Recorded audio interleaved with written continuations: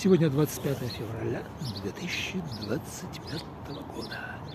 Ясное синее небо, яркое солнце, прекрасный пейзаж. Где-то -2, -3 градуса. Прекрасная погода и прекрасный вид на город. Тем не менее, сегодня вторник. Поэтому всем хорошего солнечного настроения.